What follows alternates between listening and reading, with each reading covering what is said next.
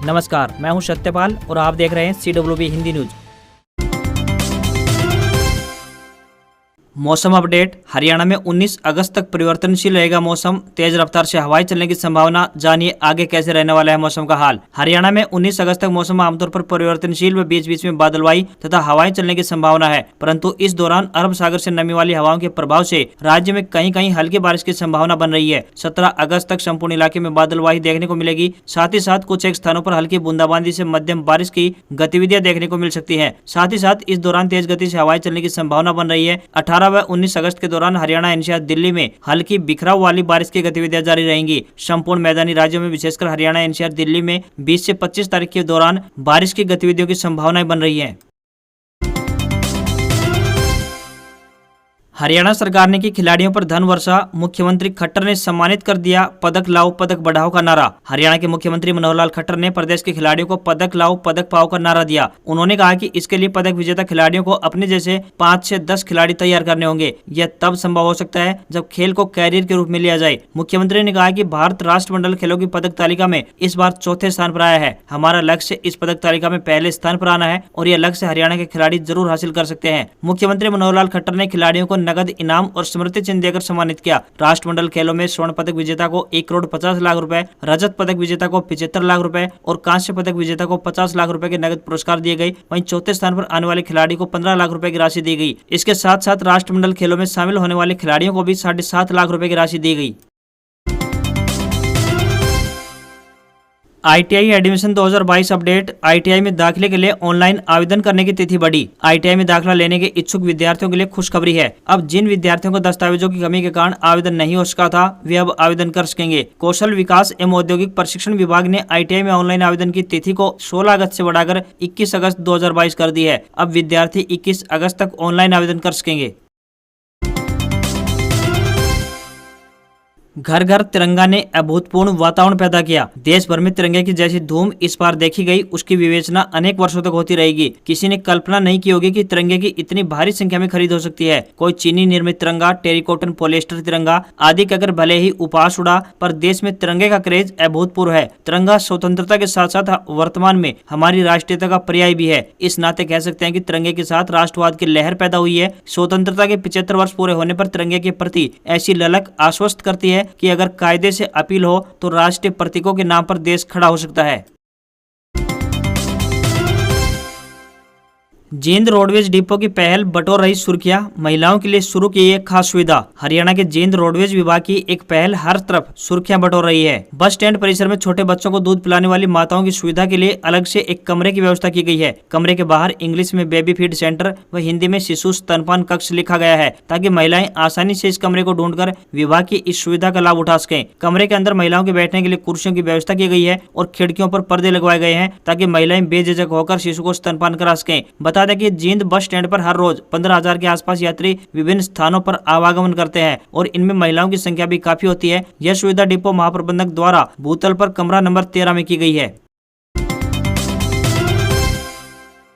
अंबाला में 40 किलोमीटर लंबा बनेगा रिंग रोड। 1485 करोड़ के प्रोजेक्ट के लिए 600 करोड़ में जमीन होगा अधिग्रहण। ट्रैफिक की बेहतर सुविधा के लिए अब यहां 40 किलोमीटर लंबा रिंग रोड बनेगा। 1485 करोड़ के इस प्रोजेक्ट के लिए जमीन अधिग्रहण की कार्रवाई शुरू हो चुकी है। गृह मंत्री अनिल विज ने कहा है कि किसानों के खाते में RTGS के माध्यम से सीधा पैसा आएगा। चेक केवल रस्मी तौर पर प्रदान किए जा रहे हैं। गृह मंत्री अनिल विज ने कहा कि रिंग रोड अंबाला में बाईपास का काम करेगी। अंबाला के चारों तरफ रिंग रोड होगी। जगाधरी से आने वाले वाहन शहर में आए बिना सद्दोपुर निकल जाएगा। यदि उसे अमृतसर जाना है तो बाहर से वह रिंग रोड से GT रोड निकल जाएगा। अगर उसे हिसार जाना है तो रिंग रोड से वह हिसार रोड को निकल जाएगा। उन्होंने बताया कि अभी रिंग रोड 4 लेन बनेगी, मगर जमीन हमने 6 लेन जितनी ली है, ताकि यदि भविष्य में रोड का विस्तार करना है तो दिक्कत नहीं आए।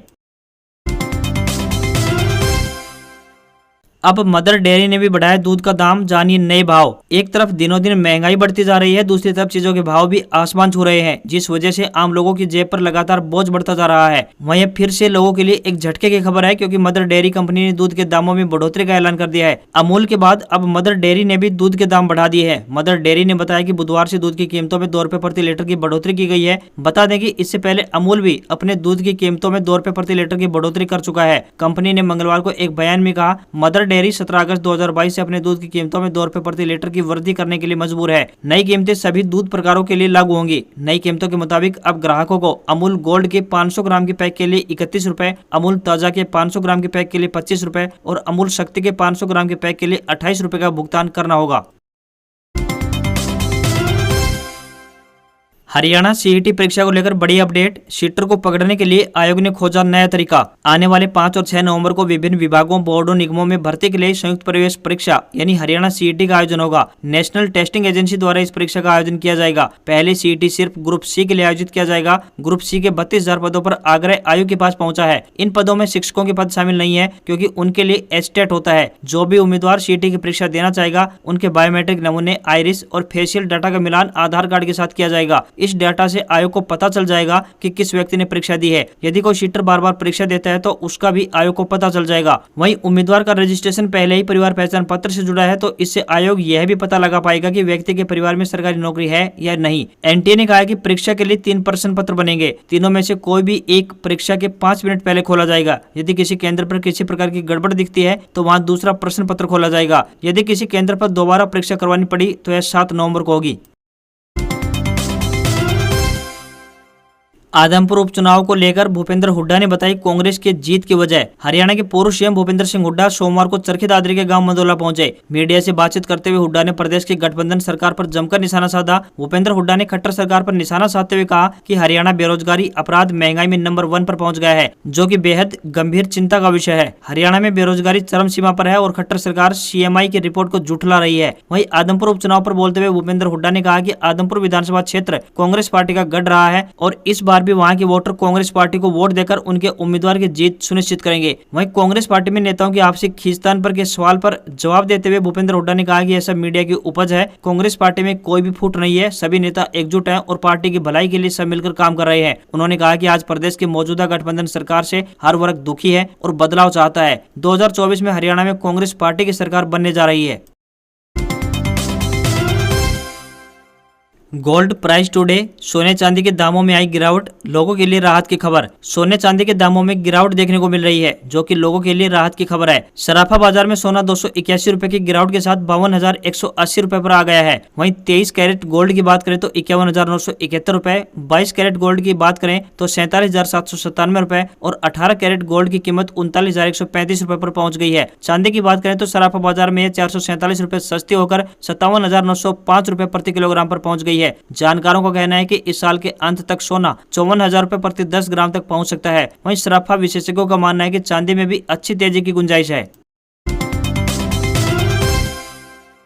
एयरटेल 5G लॉन्च से पहले खुश हुए ग्राहक, कंपनी ने लॉन्च किए 2 जबरदस्त प्लान। जल्द ही एयरटेल 5G सर्विस शुरू करने वाली है। बता दें कि इससे पहले ही कंपनी ने ग्राहकों को खुश कर दिया है। कंपनी की तरफ से 2 नए रिचार्ज प्लान पेश किए गए हैं। इन रिचार्ज प्लान की वैधता की बात करें तो 60 दिनों में 90 दिनों की होगी। इससे पहले कंपनी के पास इतनी वैलिडिटी का कोई प्लान नहीं था। अब कंपनी ने उन ग्राहकों को खुश कर दिया है जो लंबी वैलिडिटी के लिए प्लान की तलाश कर रहे थे। कंपनी की तरफ से लॉन्च किए गए दोनों रिचार्ज प्लान की कीमत 519 रुपए व 779 रुपए होगी। ये दोनों ही recharge plan long term validity वाले हैं। कंपनी द्वारा लॉन्च किए गए इस प्लान की वैधता 60 दिनों की है। इसकी कीमत 519 रुपए रखी गई है। इस प्लान में 60 दिनों की वैधता के साथ कॉलिंग डाटा और SMS जैसी कई सुविधाएं फ्री मिलने वाली है। इस प्लान में ग्राहकों को रोजाना 1.5 GB डाटा ऑफर किया जाता है। कुल मिलाकर उन्हें 90 GB डेटा मिलता है।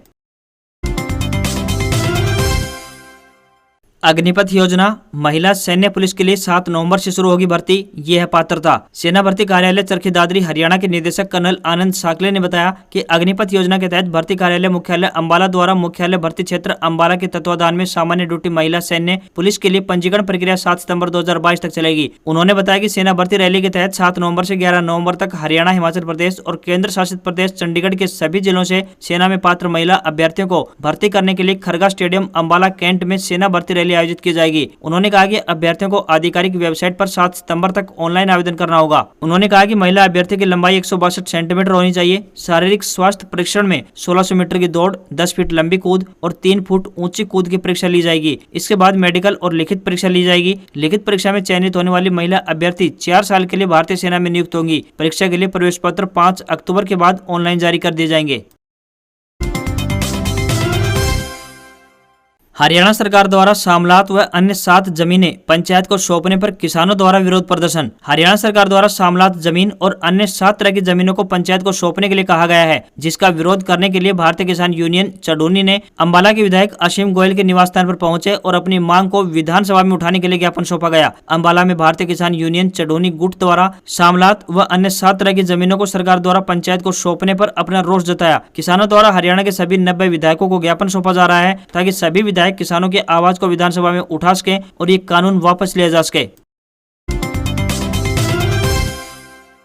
बंगाल की खाड़ी में लो प्रेशर से 10 राज्य बेहाल। एमपी के भोपाल में 24 घंटे में 6 इंच बारिश। गुजरात के सूरत में बाढ़ के हालात। देश के कई राज्यों में मानसून कहर बरपा रहा है। भारी बारिश के चलते मध्य प्रदेश के 5 जिलों भोपाल, सीहोर, बैतूल, रायसेन और नर्मदापुरम में सभी स्कूल बंद कर दिए गए हैं। यूपी के लखनऊ में तेज हवा और बारिश से बड़े इमामबाड़ा की बुर्ज गिर गई है। हिमाचल के लाहौल स्पीति में चंद्रभागा में पानी खतरनाक स्तर तक पहुंच गया है, तो कुल्लू के सोलंग नाले में 2 लोग बह गए हैं। ओडिशा के कालाहांडी में बाढ़ जैसे हालात बन गए हैं। जम्मू कश्मीर के पहाड़ी इलाकों में बारिश से कठुआ में ऊंच नदी में बाढ़ आ गई है। मध्य प्रदेश, राजस्थान, गुजरात और उत्तरी महाराष्ट्र के इलाके में अगले 2 दिन बारिश का दौर लगातार जारी रहेगा। मौसम विभाग ने दिल्ली, हिमाचल प्रदेश, बिहार, राजस्थान, उत्तराखंड, उत्तर प्रदेश, चंडीगढ़, हरियाणा, झारखंड, कर्नाटक सहित कई राज्यों में अलर्ट जारी कर दिया है। मध्य प्रदेश के ज्यादातर शहरों में तेज बारिश हो रही है। नर्मदा, चंबल, बेतवा, ताप्ती, शिप्रा उफान पर है।